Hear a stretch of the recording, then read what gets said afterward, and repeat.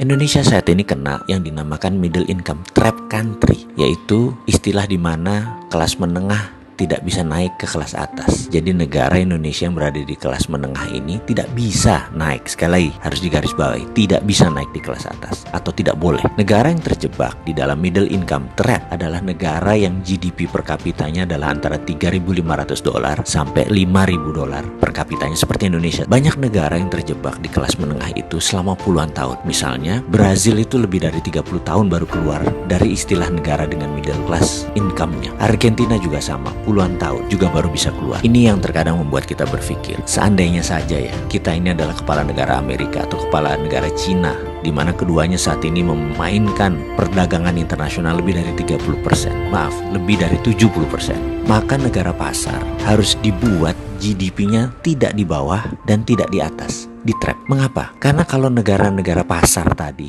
income-nya naik, maka negara tersebut harus menjadi negara produsen, dan ini malah menjadi kompetitor negara besar. Nggak boleh.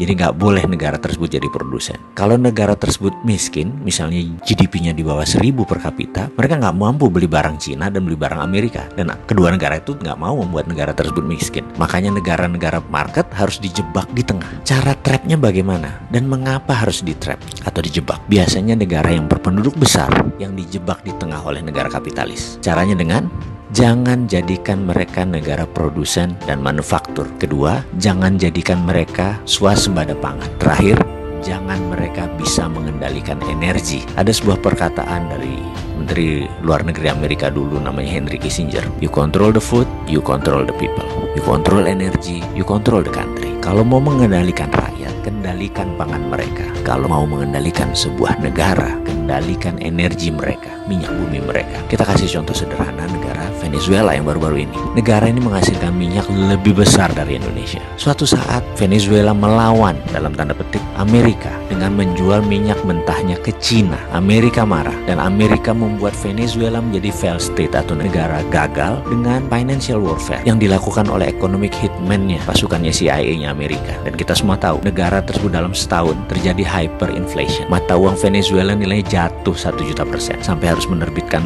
cryptocurrency sebagai ganti mata uang negara mereka. Sebagai catatan, Amerika sangat memperhatikan homeland security-nya. Jadi mulai dari ujung benua Amerika Utara sampai ujung selatan Chile, Argentina harus di bawah kendali Amerika. Jadi ya hal-hal negara seperti Venezuela ini disikat pasti. Oke, kita kembali ke topik. Bagaimana supaya kita keluar dari jebakan middle income country tadi?